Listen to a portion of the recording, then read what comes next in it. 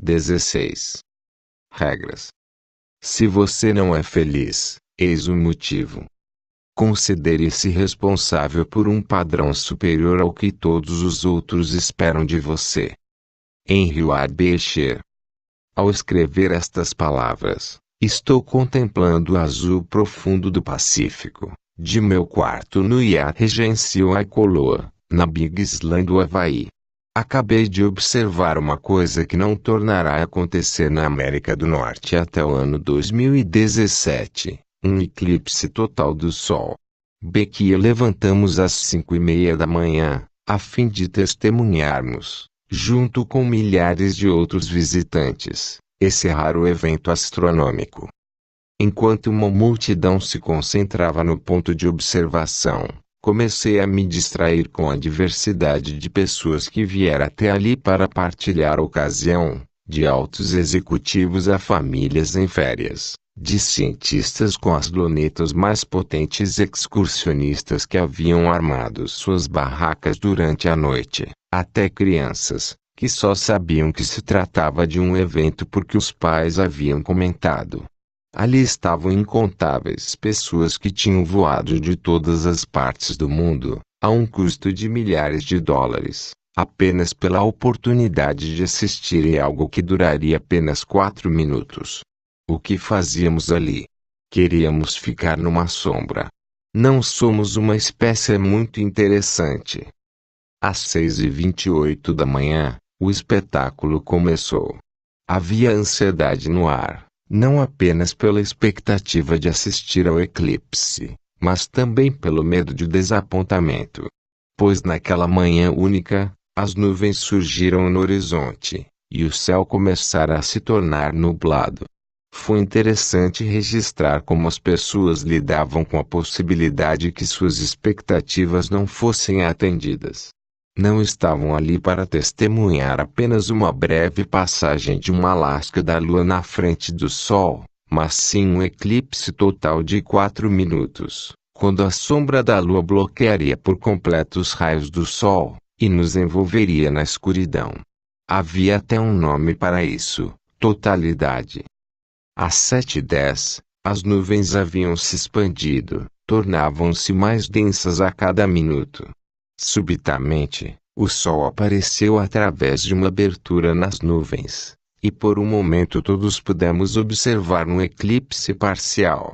A multidão aplaudiu excitada, mas logo as nuvens tornaram a se fechar, mais e mais densas, bloqueando a vista por completo. Ao se aproximar o momento da totalidade, a escuridão completa, tornou-se óbvio que não poderíamos assistir a lua bloqueando o sol. Subitamente, milhares de pessoas correram para a frente de um aparelho de televisão de tela grande, instalado ali por uma das muitas equipes de TV. Ficaram observando o eclipse pela transmissão de uma rede de televisão, como milhares de outras pessoas no resto do mundo. Naquele momento, tive a oportunidade de observar um âmbito ilimitado da emoção humana. Cada pessoa reagiu de acordo com as suas regras, suas convicções sobre o que tinha de acontecer para se sentirem bem com a experiência. Um homem atrás de mim comentou, irritado: "Gastei $4.000, e viajei tão longe só para poder assistir a esses 4 minutos pela televisão." Uma mulher, a poucos passos de distância, repetiu várias vezes: "Não posso acreditar que tenhamos perdido." A filha pequena, radiante e entusiasmada, lembrou: "Mas está acontecendo neste momento, mamãe." Outra mulher, sentada à minha direita, disse: "Não é incrível? Eu me sinto tão afortunada por estar aqui." Foi nesse instante que algo dramático ocorreu. Enquanto assistíamos pela TV a última lasca do sol desaparecer por trás da lua, fomos engolfados pela escuridão. Era muito diferente do anoitecer, quando o céu escurece gradativamente. Aquilo foi imediato, e uma escuridão total.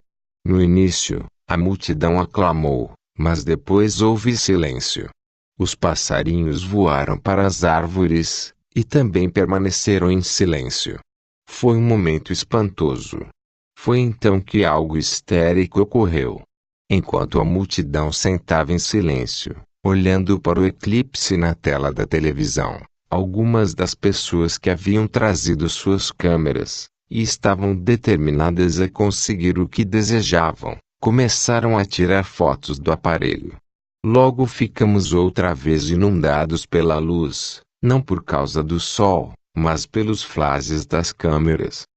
Quase que no mesmo instante em que começou, porém, a totalidade acabou. O momento mais dramático de todo o evento, para mim, foi quando uma lasca do sol saiu de trás da lua, trazendo a luz do dia de uma forma instantânea. Ocorreu-me nessa ocasião que não é preciso muita luz para dissipar a escuridão.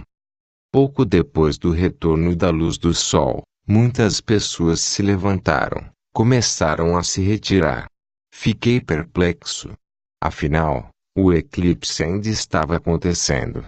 A maioria murmurava queixas de que viajara tão longe, e perdera a grande experiência de uma vida.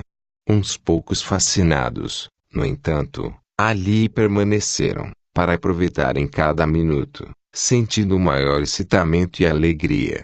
O mais irônico de toda a situação foi que o vento começou a soprar, cerca de 15 ou 20 minutos depois, afastando todas as nuvens do céu. Ficou claro e azul, e o eclipse foi revelado, para todos assistirem. Mas bem poucas pessoas persistiram. A maioria já foram embora para seus quartos, desapontada. Continuaram a se proporcionar as sensações de dor, porque suas expectativas não foram correspondidas. Como costumo fazer, comecei a entrevistar as pessoas. Queria descobrir como haviam sentido a experiência do eclipse. Muitas disseram que fora a mais incrível experiência espiritual de suas vidas. Uma mulher grávida massageou a barriga enorme, e me contou que o eclipse, de alguma forma, criara um sentimento de vínculo mais forte com a criança por nascer, e que aquele era o lugar certo da Terra para ela estar naquele momento. Que contraste de convicções e regras notei hoje. O que me pareceu mais engraçado foi o fato das pessoas se mostrarem tão excitadas e emocionais com algo assim, que era apenas uma sombra de 4 minutos. Se a gente pensar bem a respeito, a conclusão é de que o evento não é mais milagroso do que o sol nascer todas as manhãs. Pode imaginar se todas as manhãs as pessoas do mundo inteiro se levantassem cedo para assistir ao nascimento do sol?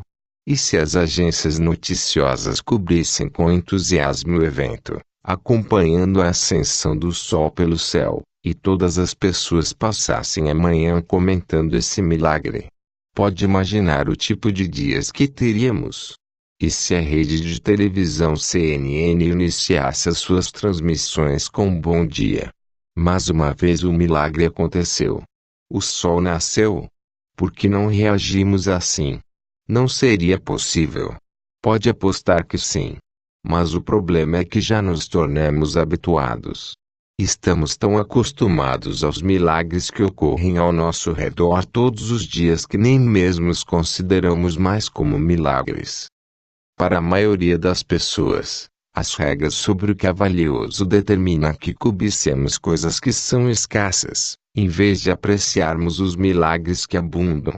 O que determinou as diferenças nas reações daquelas pessoas, de um homem que ficou tão transtornado que destruiu sua câmera, aos que não apenas experimentaram a alegria hoje, mas também continuarão a experimentá-lo a cada vez que contarem aos outros sobre o eclipse, nas próximas semanas, meses e anos. Nossa experiência daquela realidade nada tinha a ver com a realidade, mas foi interpretada pela força controladora das convicções, de um modo mais específico, as regras que tínhamos sobre o que devia acontecer para que nos sentíssemos bem. Chamo de convicções específicas as que determinam quando formulamos regras para obter dor e obter prazer. A incompreensão de seu poder pode destruir qualquer possibilidade de felicidade vitalícia, e uma plena compreensão e utilização podem transformar sua vida tanto quanto qualquer outra coisa que analisamos neste livro. Quero lhe fazer uma pergunta antes de continuarmos. O que tem de acontecer para você se sentir bem? Precisa que alguém o abrace, beije, faça amor com você, diga o quanto o respeita e aprecia? Deve ganhar $1 milhão? Tem de se tornar um exímio golfista? Tem de ser reconhecido por seu chefe? Tem de alcançar todos os seus objetivos? Tem de guiar o carro certo, ir às festas certas, ser conhecido pelas pessoas certas? Tem de ser espiritualmente evoluído, ou esperar até atingir o esclarecimento total? Tem de correr 8 quilômetros por dia? O que realmente precisa acontecer para você se sentir bem? A verdade é que nada tem de acontecer para que você se sinta bem. Não precisa de um eclipse para se sentir bem. Pode se sentir bem neste momento, sem precisar absolutamente de nenhuma razão. Pense a respeito. Se você ganha $1 milhão, o dinheiro não lhe proporciona nenhum prazer. É sua regra que diz: quando alcançar essa marca, então darei a mim mesmo permissão para me sentir bem. Nesse momento, quando decide se sentir bem, você envia uma mensagem ao cérebro para mudar as reações nos músculos do rosto, peito e resto do corpo, para mudar sua respiração, e mudar a bioquímica do sistema nervoso, o que o leva a experimentar as sensações que chama de prazer. Quem você acha que teve o pior tempo naquele dia do eclipse? As pessoas com as regras mais intensas sobre o que tinha de acontecer para se sentirem bem. Não resta a menor dúvida de que os cientistas, assim como os turistas que se viam como cientistas, provavelmente tiveram mais dor. Muitos tinham enormes agendas que queriam concluir naqueles 4 minutos, antes de se sentirem bem. Não interprete da forma errada. Não há nada de errado em se empenhar em realizar e alcançar tudo o que você puder. Anos atrás, porém, formulei uma definição que mudou a qualidade de minha vida para sempre. Enquanto estruturarmos nossas vidas de uma maneira em que a felicidade seja dependente de algo que não podemos controlar, então vamos experimentar dor.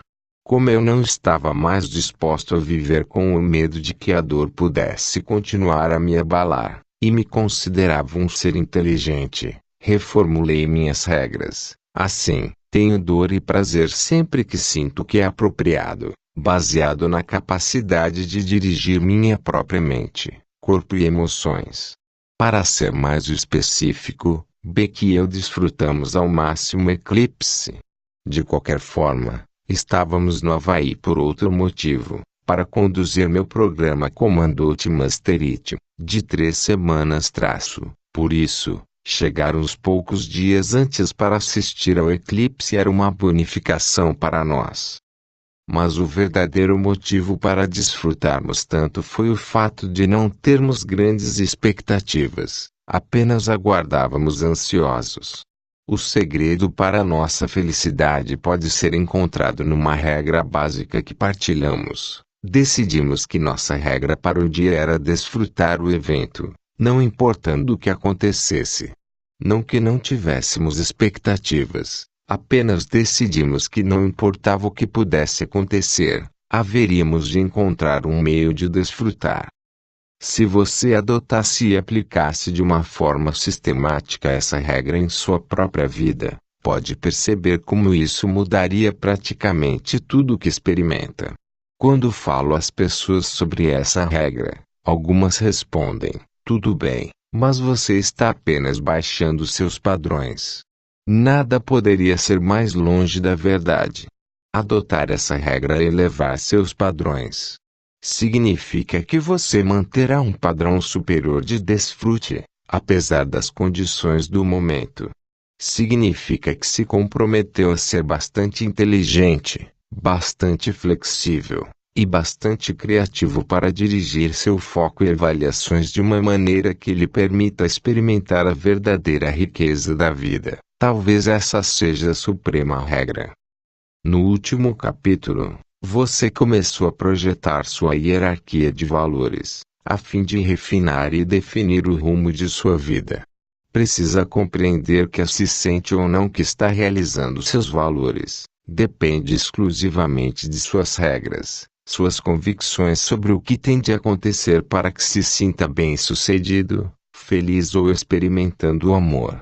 Pode decidir que a felicidade tem prioridade, mas se sua regra para a felicidade é a de que tudo deve acontecer como planejou, garanto que não vai experimentar esse valor numa base sistemática.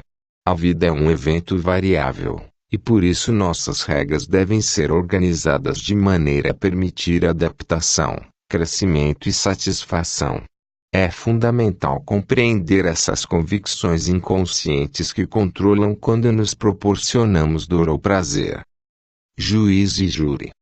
Todos temos regras e padrões diferentes que governam não apenas a maneira como sentimos sobre as coisas que acontecem em nossas vidas, mas também como vamos nos comportar e reagir a uma determinada situação.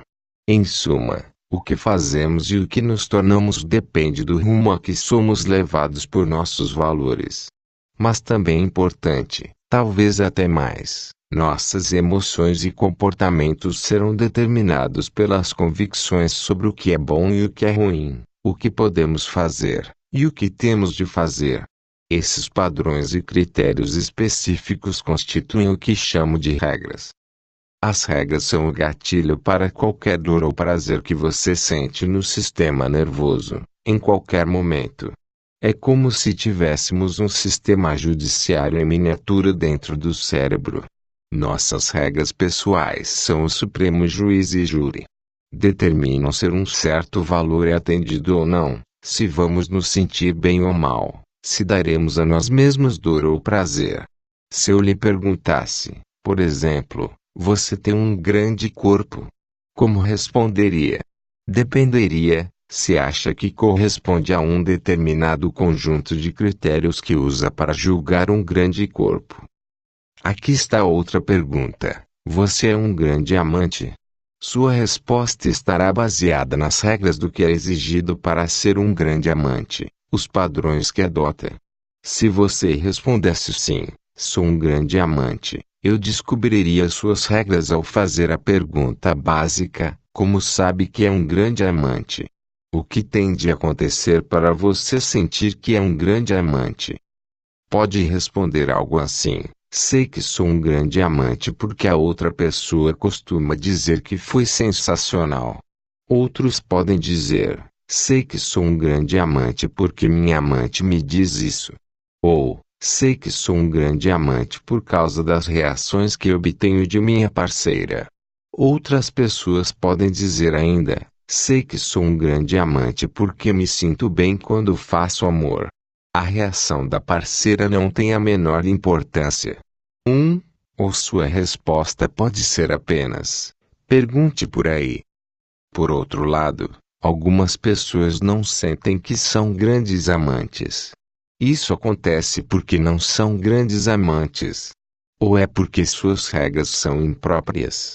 Essa é uma pergunta importante para se responder. Em muitos casos, a pessoa não sente que é grande amante porque a parceira, ou parceiro, não lhe diz isso. A outra pessoa pode reagir com ardor, mas porque não atende a essa regra específica, ela tem certeza de que não é grande amante.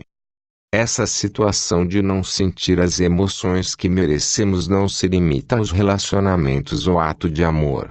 A maioria das pessoas tem regras que são igualmente impróprias para definir o sucesso, fazer uma diferença, segurança, inteligência ou qualquer outra coisa. Tudo em nossas vidas, do trabalho à diversão, é presidido por esse sistema de juiz e júri.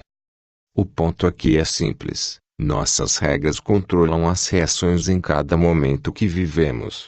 E, é claro, como você já adivinhou, foram instituídas de uma maneira totalmente arbitrária. Como tantos outros elementos do sistema central que dirige nossas vidas, nossas regras resultaram de uma estonteante colagem de influências a que fomos expostos. O mesmo sistema de punição e recompensa que molda nossos valores também molda as regras. Na verdade, ao desenvolvermos novos valores, também desenvolvemos convicções sobre o que será preciso para que esses valores sejam atendidos, e assim as regras aumentam sempre. E com o acréscimo de mais regras, muitas vezes tendemos a distorcer, generalizar e suprimir o passado. Desenvolvemos regras em conflito. Para algumas pessoas, as regras são formadas pelo desejo de se rebelar contra as regras pelas quais foram criadas. As regras que guiam sua vida hoje ainda são apropriadas para quem você se tornou? Ou você tende a se apegar a regras que o ajudaram no passado, mas o prejudicam no presente? Mantém quaisquer regras impróprias da infância. Qualquer tolo pode fazer uma regra, e cada tolo se guiará por ela. Henri David Thoreau. As regras são um atalho para o cérebro. Ajudam-nos a ter um senso de certeza para as consequências de nossas ações. Assim, permitem-nos tomar decisões rápidas sobre o que as coisas significam, e o que devemos fazer. Quando alguém sorri para você, se tivesse de se empenhar numa longa e tediosa série de cálculos para calcular o que isso significa, sua vida seria frustrante. Em vez disso, porém, você tem uma regra que diz que se uma pessoa lhe sorri, isso significa que está feliz, é cordial, ou talvez goste de você. Se alguém amarra o cara para você, isso desencadeia outra série de regras para o que as coisas significam, e o que deve fazer. Para algumas pessoas, se alguém amarra a cara, isso significa que o outro se encontra num estado ruim, e deve ser evitado.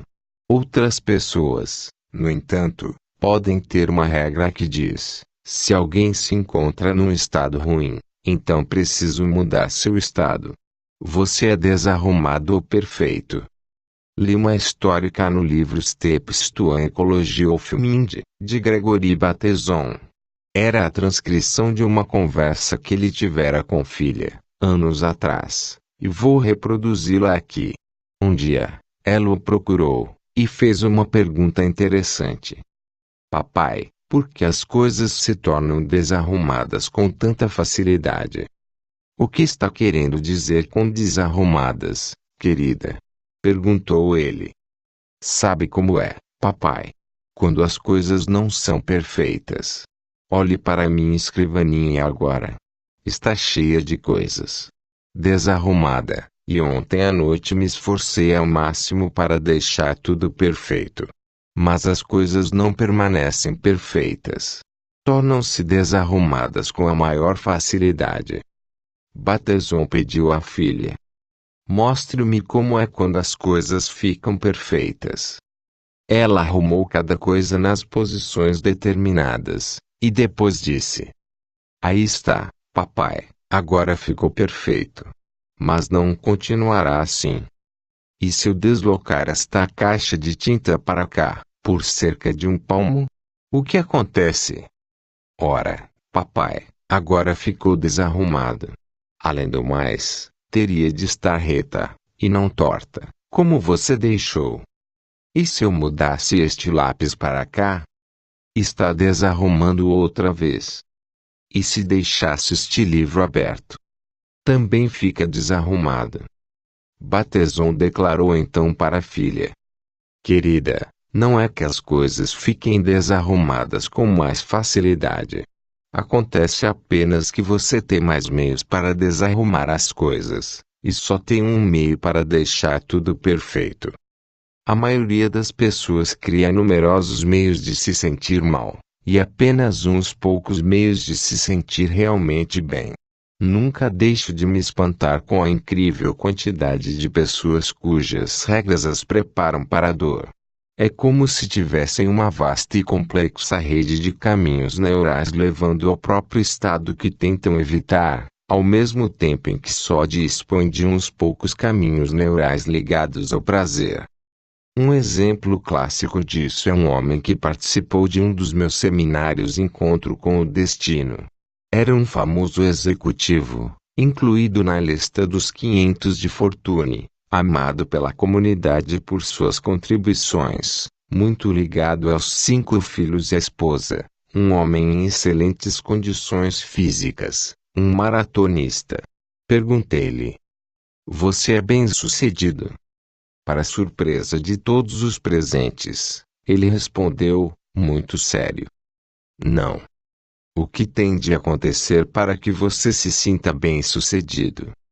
Essa é a pergunta fundamental que se deve sempre fazer para descobrir suas regras ou as de qualquer outra pessoa. O que se seguiu foi uma litania de regras rígidas e exigências que ele achava que devia cumprir, a fim de ser bem-sucedido na vida.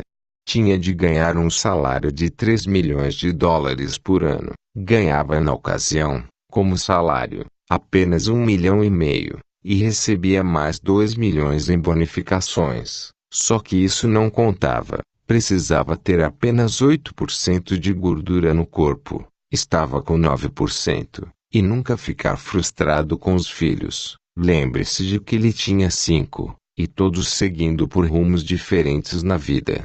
Em sua opinião, quais as possibilidades desse homem se sentir bem-sucedido, quando tinha de atender ao mesmo tempo a todos esses critérios intensos e um tanto irracionais? É possível que algum dia ele se sinta bem-sucedido? Em contraste, havia outro homem que parecia em constante ebulição, como todos notaram, porque tinha muita energia. Parecia desfrutar o seminário e a vida ao máximo. Fiz-lhe a mesma pergunta: você é bem-sucedido? A expressão dele era radiante. Claro. O que tem de acontecer para você se sentir bem-sucedido? Ele explicou com um largo sorriso. É muito fácil. Tudo o que preciso fazer é levantar, olhar para baixo, e constatar que estou acima do chão. A audiência delirou, e ele acrescentou: cada dia acima do chão é um grande dia. Essa regra tornou-se uma das prediletas da equipe de Encontro com o Destino. Agora, é apresentada em cada programa, para nos lembrar como somos bem-sucedidos no momento em que nos levantamos, todas as manhãs. Como o executivo que não satisfazia as próprias regras, você pode estar ganhando e sentir que está perdendo, porque o boletim que usa é injusto. Não é injusto apenas com você, mas também com sua cônjuge e seus filhos, com as pessoas com que trabalha todos os dias, e com todos os outros com cujas vidas mantém algum contato.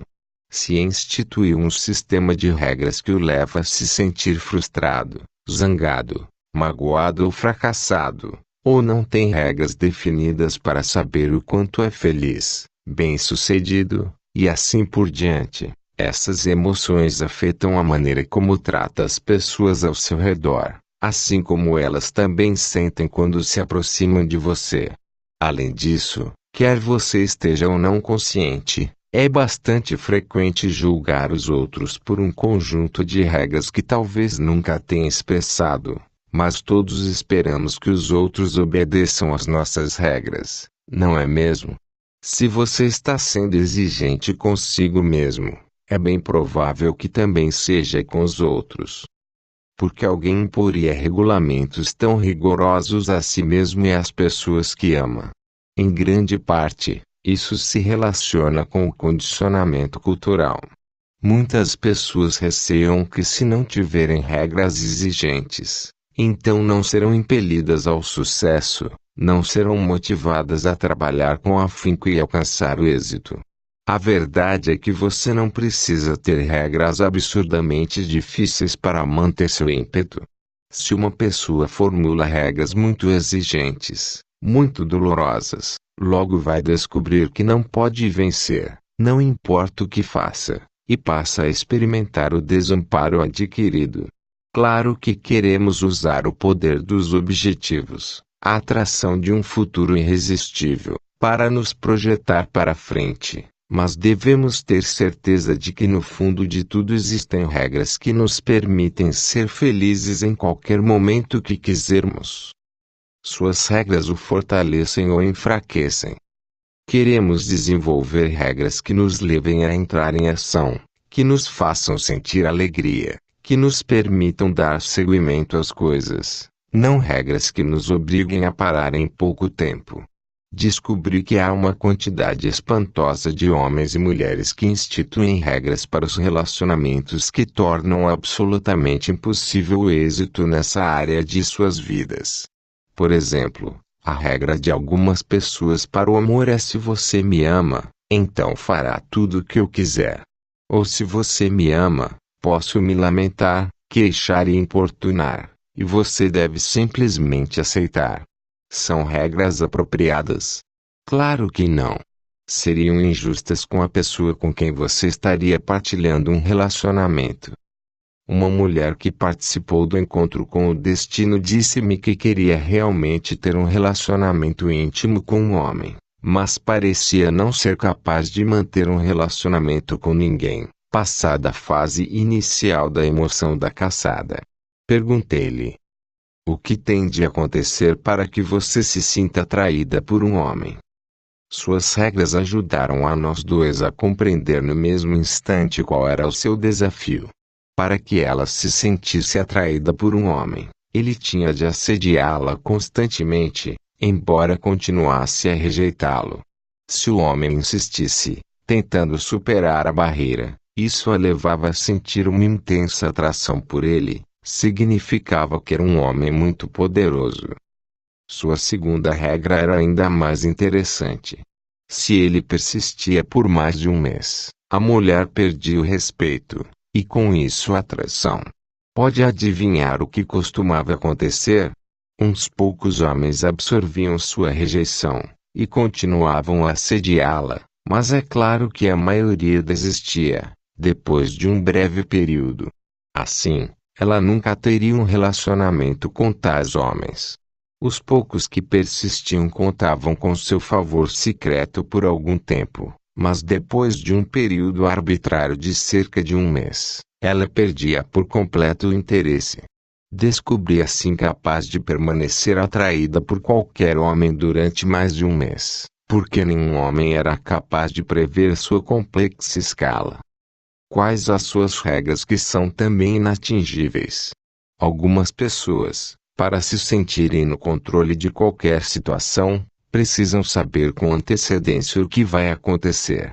Outras, para se sentirem confiantes em alguma área, precisam ter a experiência de fazer.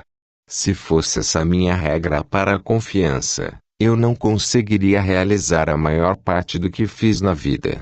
Muito do meu sucesso deriva da capacidade de sentir certeza de que podia alcançar algo, embora não tivesse referências a respeito.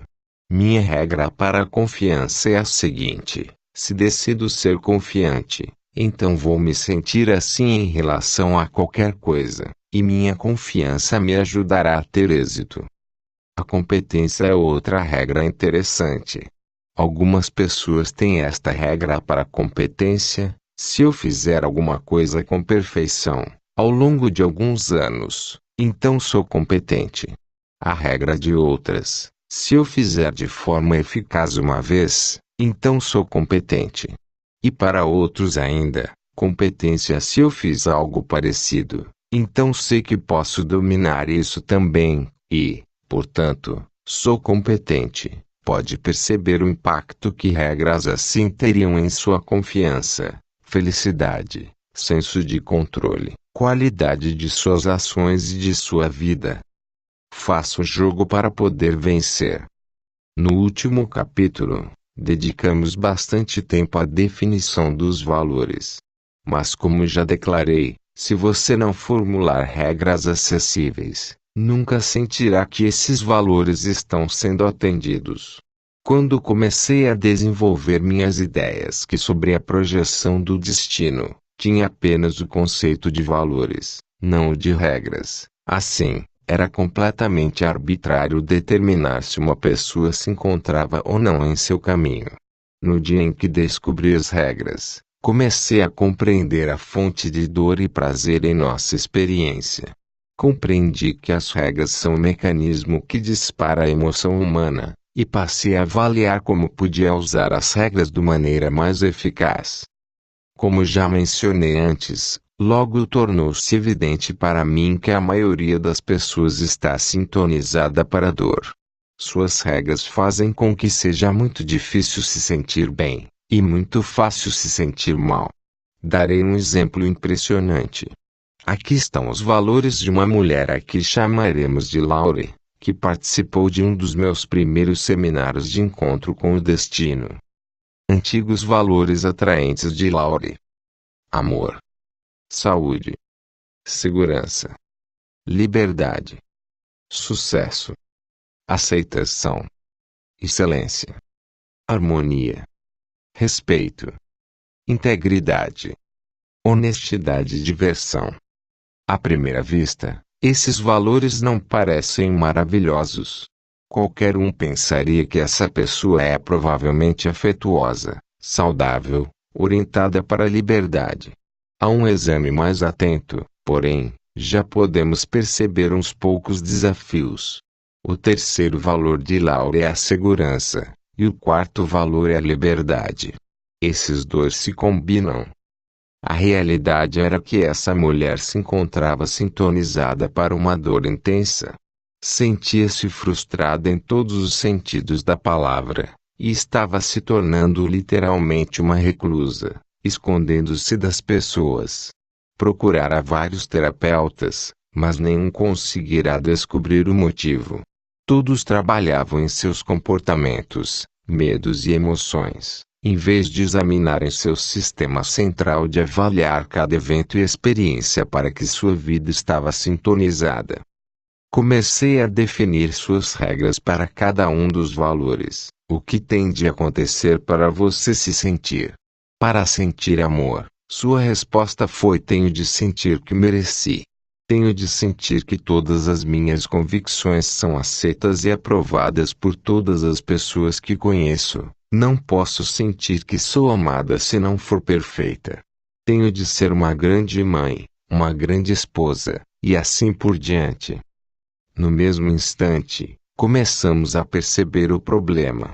O amor era o valor no topo de sua lista, a maior fonte de prazer que podia sentir no corpo. Contudo, suas regras não lhe permitiam se entregar a esse prazer, a menos que atendesse a complexos critérios, que ela não podia controlar. Se qualquer um de nós tornasse sua capacidade de se sentir amado dependente da aceitação de nossas opiniões por todos, não sentiríamos o amor com muita frequência, não é mesmo? Há muitas pessoas com ideias e convicções diferentes, e por conseguinte muitos meios de nos sentirmos mal. Como sabemos se uma regra nos fortalece ou enfraquece? Há 3 critérios primários. 1. É uma regra enfraquecedora se é impossível atendê-la. Se seus critérios são tão variados, complexos e rígidos que você não pode nunca vencer no jogo da vida, é evidente que você tem uma regra enfraquecedora. 2. Uma regra enfraquecedora se algo que você não pode controlar determina se a regra foi atendida ou não. Por exemplo, se outras pessoas tendem a reagir a você de uma determinada maneira, ou se o ambiente deve ser de uma determinada maneira, então é evidente que se trata de uma regra enfraquecedora. Um exemplo clássico é o das pessoas esperando para ver o eclipse, e que não poderiam ser felizes a menos que o tempo, algo que não podiam controlar, correspondesse às suas expectativas específicas. 3. Uma regra enfraquecedora se proporciona apenas alguns meios de se sentir bem, e numerosos meios de se sentir mal. Laurie não conseguira preencher esses 3 critérios para as regras enfraquecedoras. Ter de sentir que todas as suas convicções eram aceitas e aprovadas pelas pessoas era um critério impossível. Era preciso ambiente externo, algo que ela não podia controlar, as opiniões dos outros, para que se sentisse bem. Aqui estão algumas outras regras de Laurie para sua hierarquia de valores. Antigos valores e regras atraentes de Laurie. Amor, Tenho de sentir que mereci, que todas as minhas convicções são aceitas e aprovadas. Não posso sentir que sou amada se não for perfeita. Tenho de ser uma grande mãe e esposa. Saúde. Tenho de sentir que minha dieta é perfeita, por meus padrões rigorosos. Tenho de estar completamente livre da dor física. Devo sentir que sou mais saudável do que todas as outras pessoas que conheço, e servir como um exemplo. Segurança. Todos devem gostar de mim. Devo sentir que todos que conheço tenham certeza de que sou uma boa pessoa. Devo ter certeza de que não haverá uma guerra nuclear. Devo ter muito mais dinheiro em minha poupança do que já possuo. Liberdade. Devo estar no controle das demandas profissionais, horários, remuneração, opiniões, etc. Devo ter bastante segurança financeira para não viver sob a tensão de pressões econômicas. Quais as probabilidades, em sua opinião, de que Laurie atenda uma de suas regras? Reparou em suas regras para a saúde? Tenho de sentir que minha dieta é perfeita, por meus padrões rigorosos. Ela não apenas era vegetariana, mas também só comia os alimentos crus, e nem assim se sentia perfeita. Quais são as suas possibilidades de ser mais saudável do que qualquer outra pessoa que conheça? Não muitas, a menos que se interne numa unidade de tratamento intensivo. Antigos valores e regras repelentes de Laurie. Rejeição. Eu me sinto rejeitada se alguém não partilhar minhas convicções, se alguém parece saber mais do que eu. Fracasso. Sinto fracasso se alguém não acredita que sou uma boa pessoa. Sinto fracasso se acho que não apoio o suficiente a mim mesma ou minha família. Raiva. Sinto raiva quando acho que não é apreciado o que faço, quando as pessoas me julgam antes de me conhecerem. Essas regras repelentes também são imobilizantes. Repare como é fácil se sentir mal, e como é difícil se sentir bem. Se tudo o que é necessário para que ela se sinta rejeitada é alguém não partilhar de suas convicções, então ela está fadada a sofrer muito. E quais são as chances em sua vida das pessoas julgarem-no antes de virem a conhecê-lo? Apenas cerca de 100%. Com essas regras, pode imaginar como seria viver no corpo de Laurie. Ela era devastada pela dor, e uma das maiores fontes, a se avaliar por suas regras, eram as pessoas. Sempre que se encontrava com os outros, arriscava a possibilidade de que não pudessem partilhar de suas convicções, ou poderiam não gostar dela, ou poderiam julgá-la. Não era de admirar que ela se escondesse. Acabei comentando. Tenho a impressão de que uma pessoa com tais valores e regras acaba desenvolvendo uma úlcera. Ao que ela respondeu: já estou com uma. A experiência de Laurie, infelizmente, não é singular. É verdade que algumas de suas regras são mais intensas do que outras. Mas você ficará surpreso ao descobrir como suas próprias regras são injustas, quando começar a analisá-las. No encontro com o destino, contamos com a participação de algumas das pessoas mais bem-sucedidas dos Estados Unidos, pessoas com um nível incomparável de competência e influência na cultura. E, no entanto, embora bem-sucedidas por fora, muitas carecem da felicidade e satisfação que merecem. Invariavelmente, isso acontece por causa de conflitos de valores ou regras impróprias. A solução. A solução é muito simples. Tudo o que temos de fazer para nossas vidas funcionarem a contento é instituir um sistema de avaliação que inclua regras que sejam viáveis, que tornem fácil se sentir bem, e difícil se sentir mal, que sempre nos atraiam para a direção que queremos seguir. Claro que é útil ter algumas regras que nos causem dor. Precisamos ter limites, precisamos ter alguma espécie de pressão para nos impulsionar. Não posso saborear o suco de laranja se não tiver um copo, algo com limites para conter o suco. Todos temos limites, tanto como uma sociedade quanto como indivíduos. Para começar, no entanto, devemos pelo menos mudar a sintonia para podermos experimentar prazer na vida de um modo mais sistemático. Quando as pessoas se sentem bem durante todo o tempo, tendem a tratar melhor aos outros, tendem a tirar o proveito máximo de seu potencial como seres humanos. Sendo assim, qual é o nosso objetivo? A partir do momento em que projetamos nossos valores, devemos decidir que evidência precisamos ter antes de nos entregarmos ao prazer. Precisamos projetar regras que nos levem na direção de nossos valores, que sejam viáveis, usando critérios que podemos controlar pessoalmente, a fim de podermos tocar a campainha, em vez de esperar que o mundo exterior o faça. Com base nesses requisitos, Laurie mudou a ordem de alguns de seus valores, e mudou por completo as regras para alcançá-los. Aqui estão seus novos valores e regras. Novos valores e regras atraentes de Laurie. Amor. Experimento amor sempre que expresso amor, dou amor aos outros, ou me permito receber amor. Saúde. Sou saudável quando reconheço como já me sinto maravilhosa. Diversão. Estou me divertindo quando encontro prazer e alegria no processo.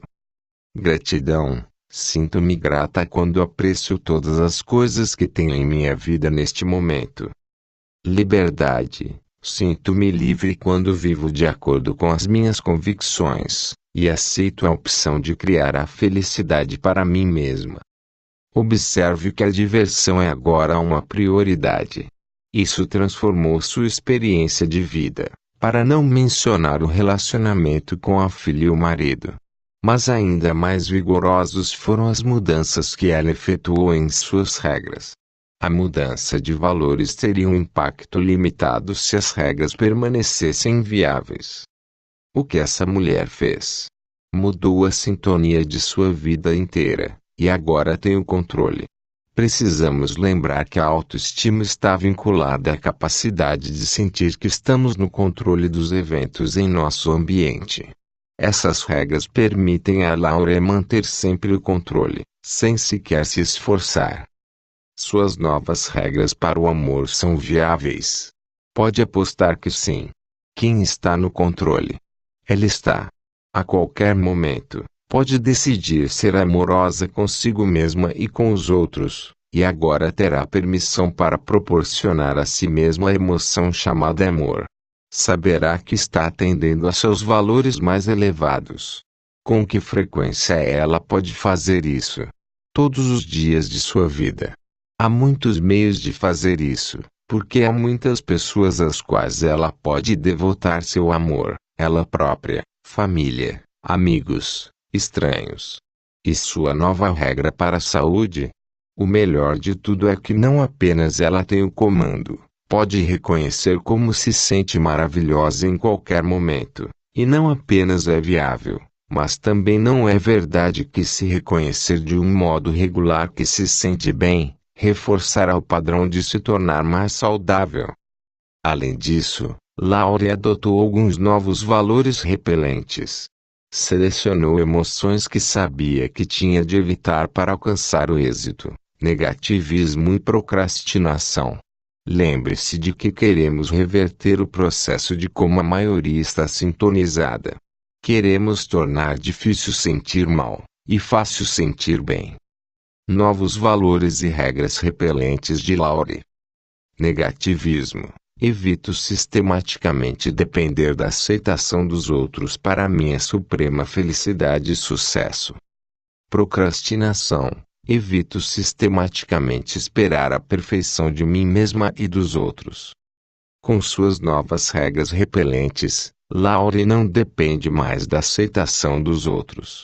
Sua regra para a procrastinação se baseia na compreensão de que esperar pela perfeição criava dor, e ela não queria antes iniciar projetos que criassem dor, e por isso sempre os protelava.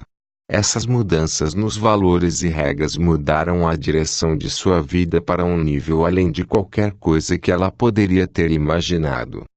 Agora, Aqui está uma tarefa para você, baseado nos novos valores que instituiu para si mesmo no capítulo anterior. Crie um conjunto de regras para seus valores atraentes que facilite se sentir bem, e um conjunto de regras para os valores repelentes que dificulte se sentir mal.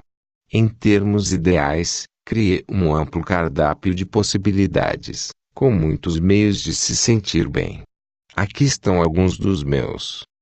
Uma amostra de meus valores e regras atraentes.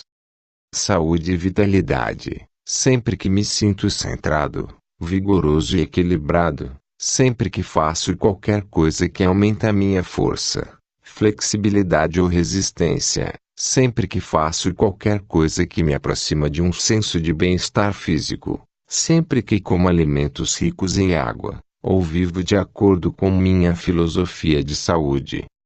Amor e afeto, sempre que sou afetuoso e apoio os amigos, família ou estranhos. Sempre que focalizo em como ajudar, sempre que sou afetuoso comigo mesmo, sempre que me expando, ou me torno mais eficaz, sempre que aplico qualquer coisa que eu saiba de uma maneira positiva. Realização, sempre que focalizo o valor de minha vida como já é, sempre que projeto um resultado, e o faço acontecer, sempre que estou aprendendo alguma coisa, ou criando valor, para mim mesmo ou para os outros. Você pode dizer, não é apenas um jogo. Eu não poderia instituir uma regra para a saúde que me exigisse apenas respirar. Claro que pode se basear em alguma coisa simples assim. Em termos ideais, porém, deve projetar suas regras de tal forma que, ao persegui-las, terá mais do que deseja em sua vida. Você pode dizer também, não perderei meu ímpeto para o sucesso se não houver a motivação da dor. Confie em mim. A vida lhe proporcionará dor suficiente por sua própria iniciativa. Não precisa aumentá-la, criando um conjunto de regras que o farão se sentir mal durante todo o tempo. Em sociologia, há um conceito conhecido como etnocentrismo, que significa acreditar que os valores, regras e convicções de nossa cultura são os únicos válidos. É uma mentalidade extremamente limitadora. Cada pessoa ao seu redor tem regras e valores diferentes dos seus, e não são melhores nem piores. A questão fundamental não é se as regras são certas ou erradas, mas sim se o fortalecem ou enfraquecem. Na verdade, cada transtorno é um transtorno de regras. Pense sobre a última vez em que você ficou transtornado com alguém. Foi realmente com a pessoa, ou por causa de alguma coisa que ela fez, disse, ou deixou de fazer. Irritou-se com a pessoa, ou irritou-se porque ela violou uma de suas regras. Por trás de cada transtorno emocional que você já teve com outro ser humano há um transtorno de regras. Alguém fez alguma coisa, ou deixou de fazer, e isso violou suas convicções sobre o que a pessoa deve ou tem de fazer. Por exemplo, a regra de algumas pessoas para o respeito é: se você me respeita, então nunca levante a voz. Se uma pessoa com quem você mantém um relacionamento começa de repente a gritar, você vai sentir que não é respeitado, se for essa sua regra. E se irritará porque foi violada. Mas a regra da outra pessoa pode ser: se sou respeitoso, então devo ter sinceridade em todos os meus sentimentos e emoções, bons, maus e indiferentes, e expressá-los no momento com toda a minha intensidade. Já imaginou o conflito que essas duas pessoas podem ter? Esse foi o roteiro desempenhado entre mim e Becky, quando começamos a desenvolver nosso relacionamento. Tínhamos regras radicalmente diferentes sobre como demonstrar respeito por outra pessoa. Por quê? Fui criado num ambiente em que se tinha muita dor quando não se era honesto. Se você saía da sala no meio de uma conversa, nunca mais poderia se redimir. A regra número 1 era permanecer ali, e expressar suas emoções honestas, sabendo que poderia estar errado, mas persistia até que tudo ficasse esclarecido. Becky, por sua vez, foi criada numa família em que as regras eram bastante diferentes, mas igualmente claras. Ela aprendeu: se você não tem algo de bom para dizer, então não diga nada. Se tem respeito por alguém, então nunca eleve a voz para essa pessoa. Se outra pessoa eleva a voz, a única maneira de manter o autorrespeito é se levantar e sair da sala. Com esse tipo de conflito em nossas regras sobre respeito, Becky e eu levávamos à loucura um ao outro. Quase não casamos por causa disso. As regras determinam tudo: para onde vamos, o que usamos, quem somos, o que é aceitável para nós, o que é inaceitável, quem temos como amigos, e se somos felizes ou tristes, praticamente em qualquer situação. A regra de algumas pessoas para lidar com os transtornos é: se você gosta de mim, então me deixe sozinho, e resolverei tudo à minha maneira. A regra de outras pessoas é: se alguém está transtornado, e você gosta da pessoa, deve interferir para tentar ajudar. Isso cria um tremendo conflito. As duas partes estão tentando realizar a mesma coisa, que é demonstrar respeito e interesse uma pela outra, mas suas regras determinam comportamentos diferentes, e as regras de interpretação farão com que as ações pareçam adversas, em vez de apoio. Portanto, se você se sente zangado ou transtornado com alguém, lembre-se de que são as suas próprias regras que o estão transtornando, não o comportamento da outra pessoa. Isso o ajudará a parar de culpá-la. Pode superar seu transtorno no instante, fazendo uma pausa e se perguntando: estou reagindo à situação de uma forma inteligente? Depois, tenha uma comunicação direta com a pessoa, dizendo algo assim: lamento ter reagido dessa maneira. Acontece apenas que você e eu temos regras diferentes sobre o que precisamos fazer nessa situação. Minhas expectativas são de que, se você me respeita, fará X coisa e Y coisa. Sei que não são essas as suas regras. Assim, por favor, diga-me quais são as suas regras. Como você expressa respeito, amor, interesse, preocupação, etc. Assim que ambos souberem com clareza o que a outra pessoa quer, é possível chegar a um acordo. Pergunte: estaria disposta a fazer X coisa para que eu me sinta respeitado? Estou disposto a fazer Y coisa por você. Qualquer relacionamento, profissional ou pessoal, pode ser transformado no instante pela definição das regras, e por um acordo a respeito. Afinal, como você espera ganhar um jogo se nem mesmo conhece as regras? O desafio de mudar as regras. Você já se encontrou alguma vez numa situação em que sabia quais eram as regras, mas de repente começaram a surgir exceções? As pessoas possuem uma excepcional capacidade de invocar sub-regras, que podem estar em conflito com todas as suas outras regras. Uma boa metáfora para isso poderia ser a de uma partida de beisebol que resolvemos jogar. Eu pergunto a você: conhece as regras do beisebol? Você responde claro, e depois indica as regras básicas. Vamos jogar 9 turnos. A pessoa que completar mais circuitos ganha. É preciso tocar em todas as bases. Tem direito a 3 tentativas, e assim por diante. Se você rebater uma bola dentro do campo, e eu a pegar antes de cair no chão, você está fora. Se eu largar, você está salvo. Começamos o jogo. Tudo vai muito bem até o final do último turno. A partida está empatada. Tenho 2 homens dentro, e um fora. Rebato uma bola alta para dentro do campo. Minhas regras dizem que se você pegar a bola, eu estou fora, e o jogo acaba. Mas se você largar, eu estou seguro, e os homens nas bases têm a possibilidade de marcar, e ainda posso vencer. Corro para a base, você corre para a bola, mas não consegue pegá-la. Fico emocionado, meu companheiro de equipe marca, e acho que ganhamos o jogo. Mas você se aproxima e diz: não, você saiu. E eu respondo: mas que história é essa? Você não segurou a bola. As regras dizem que estou seguro se você não pegar a bola. E você declara: isso é verdade, exceto quando há dois homens dentro e um fora. Nesse caso, mesmo que eu não pegue a bola, você está fora. Essa é a única exceção. Ainda protesto: você não pode inventar as regras à medida que jogamos. E você responderia: não inventei nada. É a chamada regra da bola alta dentro da parte interna do campo. Todo mundo a conhece.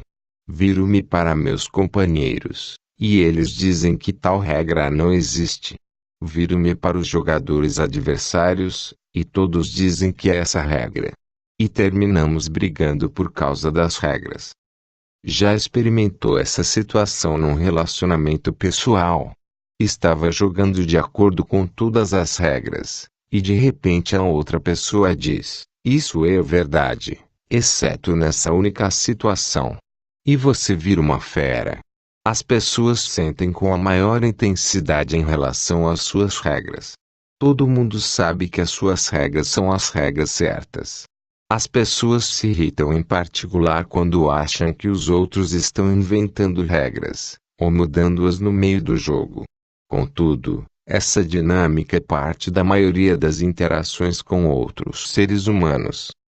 Provérbios paradoxais. Olhe antes de saltar. Aquele que hesita está perdido. Cozinheiros demais estragam o caldo. Duas cabeças pensam melhor do que uma. A ausência torna o coração mais afetuoso. Longe da vista, longe do coração. Não se pode ensinar truques novos a cachorro velho. Nunca é tarde demais para aprender. O gramado do vizinho é sempre mais viçoso. Não há lugar como o lar. Vintém poupado, vintém ganho. Do mundo nada se leva. Na verdade, o paradoxo das regras e convicções conflitantes é um dos motivos pelos quais as pessoas experimentam tanta frustração em suas vidas.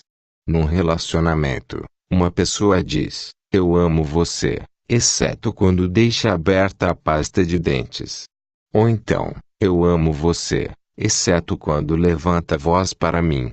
Algumas dessas sub-regras parecem totalmente triviais, mas podem ser bastante perniciosas. A melhor maneira de lidar com isso é se lembrar que suas regras não se baseiam na realidade. São puramente arbitrárias. Só porque você as tem usado, e possui um forte sentimento a respeito, isso não significa que sejam as melhores regras, ou as regras certas. As regras devem ser projetadas para fortalecer nossos relacionamentos, não para destruí-los. A qualquer momento que uma regra atrapalhar, a pergunta que precisamos fazer é a seguinte: o que é mais importante, meu relacionamento ou minhas regras? Vamos supor que sua confiança foi violada num relacionamento romântico, e agora sente medo de se ligar a qualquer outra pessoa. Tem agora uma regra que diz: se você ficar muito ligado, vai se machucar. Ao mesmo tempo, seu valor mais alto é o amor, e sua regra é de que deve ter intimidade com outra pessoa para sentir o amor. Aí está um grande conflito, suas regras e valores se encontram em absoluta oposição. O que você pode fazer nessa situação? O primeiro passo é compreender que tem regras conflitantes. O segundo passo é vincular bastante dor a qualquer regra que não lhe sirva, e substituí-la por uma regra que sirva. Mais importante ainda, se você quer ter relacionamentos de qualidade com outras pessoas, na vida profissional ou pessoal, então deve comunicar suas regras. Se você quer assumir o controle de sua vida, se quer se sair bem no trabalho, se quer ser um grande negociador, se quer ser capaz de causar impacto em seus filhos, se quer ser íntimo da parceira, então trate de descobrir as regras da outra pessoa para um relacionamento, e comunique também as suas. Não espere que as outras pessoas vivam de acordo com as suas regras, se você não comunicar expressamente quais são. E não espere que as pessoas vivam de acordo com suas regras se você não estiver disposto a fazer concessões, e também viver de acordo com algumas regras alheias. Por exemplo, no início de qualquer relacionamento, uma das minhas primeiras providências é deixar que a outra parte conheça minhas regras para a situação, e tentar descobrir tantas das suas regras quanto for possível. Pergunto coisas assim: o que será preciso para você saber que nosso relacionamento está dando certo? Com que frequência temos de nos comunicar? O que será necessário? Conversei uma ocasião com um amigo famoso, e ele comentou que achava que não tinha muitos amigos. E eu lhe disse: tem certeza de que não tem muitos amigos? Sempre o vejo cercado por muitas pessoas, que realmente se interessam por você. Será que é porque tem regras que eliminam muitos que poderiam se tornar seus amigos? Apenas sinto que não são meus amigos. Acho que nem mesmo sei, conscientemente, quais são minhas regras. Ele pensou um pouco a respeito, e identificou uma de suas principais regras para a amizade: se você é um amigo, então fale com ele pelo menos 2 ou 3 vezes por semana. É uma regra bem interessante, pensei. Tenho amigos no mundo inteiro, pessoas que amo com absoluta sinceridade. Mas às vezes, até com meus maiores amigos, pode passar um mês ou mais sem que tenhamos uma oportunidade de nos falar, por causa de nossos inúmeros compromissos. Muitas vezes trabalho em seminários do início da manhã até tarde da noite, e posso receber até 100 telefonemas durante o dia. Não há possibilidade física de falar com todas essas pessoas. Contudo, todos sabem que são meus amigos. Acha que eu sou seu amigo? Perguntei a ele. Intelectualmente, sei que é, mas às vezes sinto que não, pois quase não nos falamos. Mas eu nunca soube disso. Nunca imaginei que era tão importante para você não se comunicar comigo. Aposto que tem uma porção de amigos que adorariam conhecer suas regras para a amizade, se ao menos soubessem quais são. Minha definição para amizade é muito simples: se você é um amigo, gosta de uma pessoa incondicionalmente, e fará qualquer coisa que puder para apoiá-la. Se a pessoa procura quando se encontra em dificuldades ou grande necessidade, você está sempre disposto a ajudar. Os meses podem passar, mas a amizade nunca enfraquece, depois que você decide que alguém é de fato seu amigo. E ponto final. Você jamais questiona a amizade. Creio que tenho muitos amigos porque minhas regras para a amizade são tão fáceis de satisfazer. Tudo o que você precisa fazer é se preocupar comigo e me amar, e eu vou me preocupar com você e amá-lo, e agora somos amigos. É da maior importância comunicar suas regras para qualquer situação na vida, quer seja o amor, a amizade, ou trabalho. Mais uma coisa, mesmo que esclareça todas as regras de antemão, ainda podem ocorrer mal-entendidos? Pode apostar que sim. Às vezes você esquecerá de comunicar uma de suas regras, ou pode não saber conscientemente quais são algumas de suas regras. Por isso é tão importante a comunicação permanente. Nunca presume em se tratando de regras. Comunique. Há algumas regras que você não pode violar.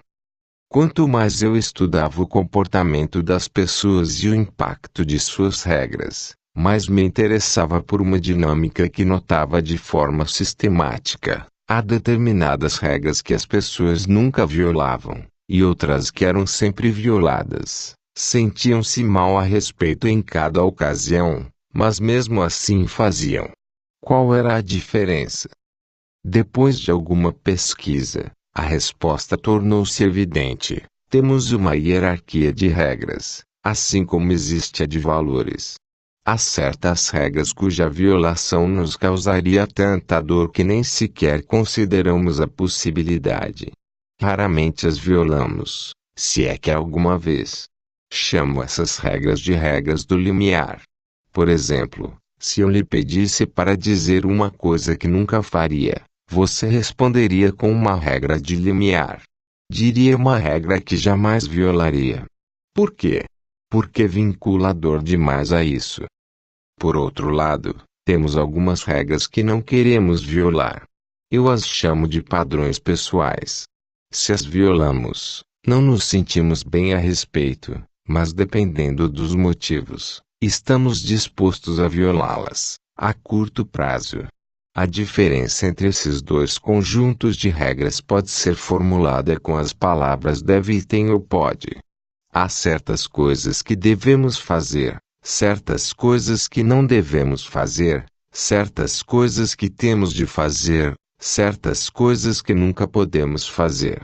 As regras do temos e do nunca podemos são as regras de limiar, as regras do devemos e não devemos são as de padrões pessoais. Todas elas proporcionam uma estrutura às nossas vidas. Regras imperativas em excesso podem tornar a vida insuportável. Assisti certa ocasião a um programa que apresentou 20 famílias de quíntuplos.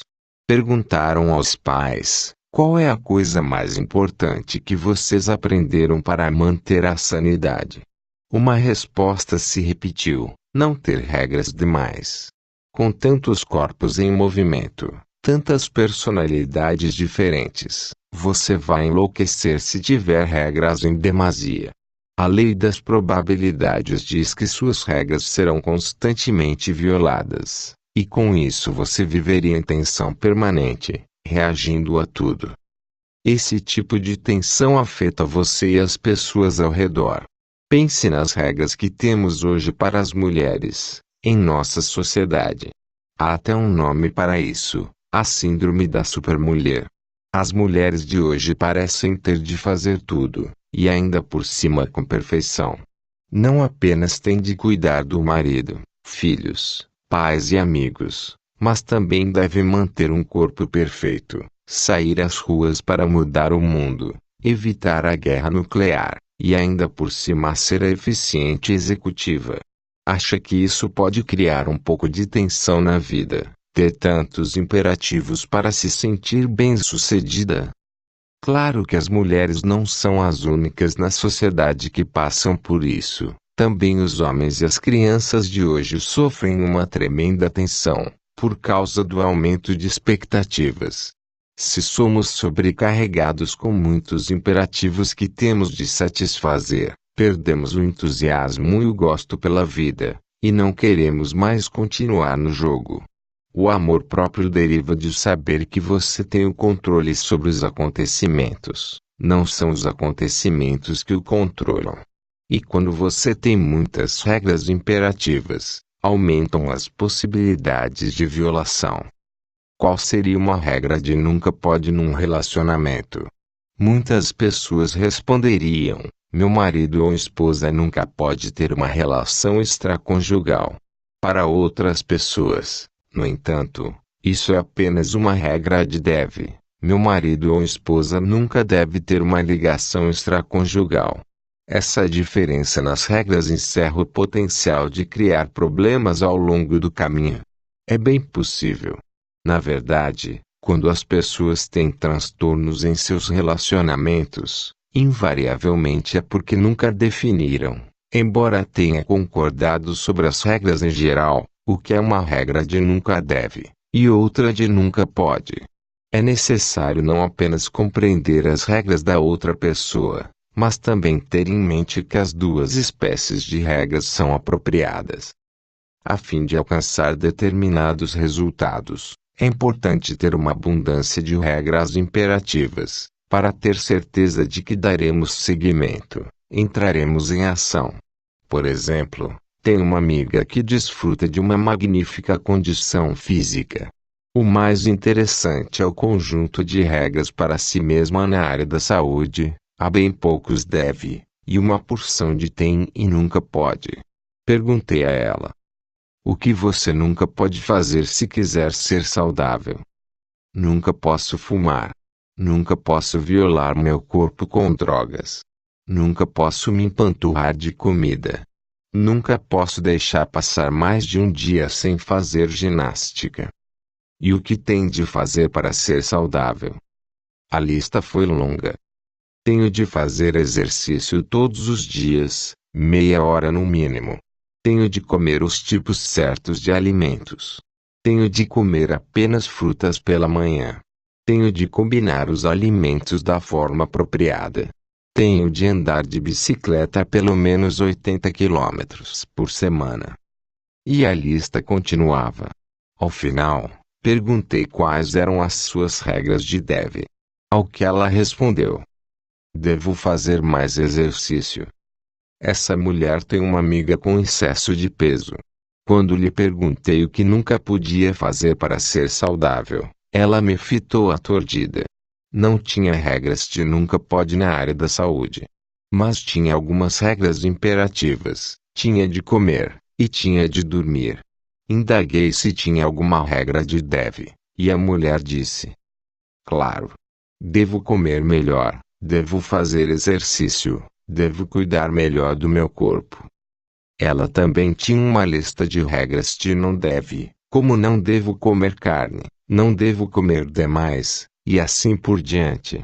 Havia muitas coisas que ela sabia que devia fazer, mas como tinha bem poucas regras imperativas, nunca alcançou a posição de se proporcionar uma dor intensa por fazer coisas que não eram saudáveis. Assim, não era difícil compreender por que ela nunca conseguira emagrecer. Se você alguma vez já adiou qualquer coisa, não estaria usando algumas regras de Dev, como devo iniciar este projeto ou devo começar um programa de exercícios. O que aconteceria se, em vez disso, você decidisse tenho de iniciar este projeto, ou tenho de começar um programa de exercícios, e depois desse seguimento, pelo condicionamento em seu sistema nervoso? Lembre-se de que todos precisamos de alguma estrutura. Algumas pessoas não têm regras definidas para o momento em que se tornam bem-sucedidas. As regras podem oferecer o contexto para criarmos o valor adicional. As regras podem nos motivar a dar seguimento, podem nos levar a crescer e expandir. Seu objetivo é apenas criar um equilíbrio entre as regras imperativas e as regras do Dev, e utilizar os dois tipos de regras no contexto apropriado. Realinhamento de regras. Agora, comece a assumir o controle de suas regras, escrevendo as respostas para as perguntas seguintes. Formule as respostas da maneira mais meticulosa possível. 1. O que é preciso para você se sentir bem-sucedido?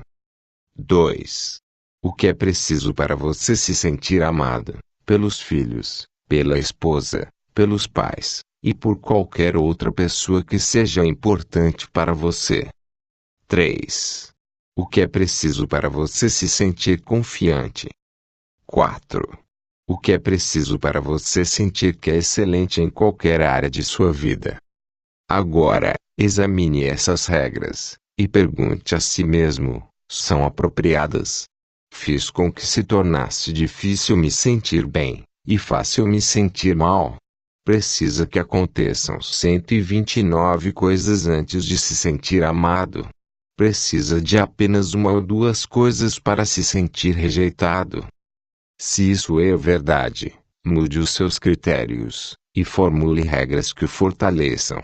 O que suas regras precisam ser para que se sinta feliz e bem-sucedido nesse empenho? Aqui está uma noção fundamental. Projete suas regras para ter o controle, para que o mundo exterior não tenha que determinar se você se sente bem ou mal. Faça com que seja extremamente fácil para você se sentir bem, e extremamente difícil se sentir mal. Para as regras que governam seus valores atraentes, use a frase sempre que eu. Em outras palavras, criei diversos meios para se sentir bem. Por exemplo, sinto que sou amado sempre que eu dou amor, ou sempre que eu passo algum tempo com as pessoas que amo, ou sempre que eu sorrio para alguém novo, ou sempre que eu converso com um velho amigo, ou sempre que eu observo alguém fazendo alguma coisa boa por mim, ou sempre que eu aprecio os que já me amam. Percebeu o que fez? Armou o jogo do vencer, ajeitando o baralho ostensivamente em seu favor. Encontre toneladas de meios de satisfazer suas regras para sentir amor. Faça com que seja extremamente fácil experimentar esse prazer, e trate de incluir muitos critérios que estejam sob o seu exclusivo controle, a fim de não depender de ninguém ou qualquer coisa para se sentir bem. Sempre que você fizer quaisquer dessas coisas, você sentiria amor, não por atender a algum critério bizarro, que só ocorria com a mesma frequência de um eclipse total do Sol. Por falar nisso, tem uma regra para você: enquanto faz isso, você deve se divertir. Seja ousado, explore as profundezas. Passou a vida inteira usando regras para contê-lo, por que não dar boas risadas à custa disso? Talvez tudo o que precise para se sentir amado seja mexer o dedão do pé. Parece esquisito, mas quem sou eu para decidir o que lhe proporciona prazer? Agora, trate de descobrir as regras das pessoas ao redor. Faça uma pesquisa. Descubra quais são as regras de seus filhos para serem membros da família, ou para serem bem-sucedidos na escola, ou para se divertirem. Aposto que ficará espantado com suas descobertas. Descubra as regras do cônjuge. Pergunte aos seus pais. Pergunte ao seu chefe ou empregados. Uma coisa é certa: se não conhece as regras, você está fadado a perder, porque é inevitável que as viole, mais cedo ou mais tarde. Mas se compreende as regras das pessoas, pode prever o comportamento delas, pode atender às suas necessidades, e assim enriquecer a qualidade dos relacionamentos. Lembre-se de que a regra mais fortalecedora é você mesmo desfrutar, não importa o que aconteça. Nos últimos capítulos, quase concluímos o estudo dos 5 elementos do sistema central. Conhecemos a importância do Estado, a maneira como as perguntas dirigem nosso foco e avaliações, e o poder dos valores e regras para moldar nossas vidas. Agora, vamos descobrir o tecido do qual todos esses elementos são recortados.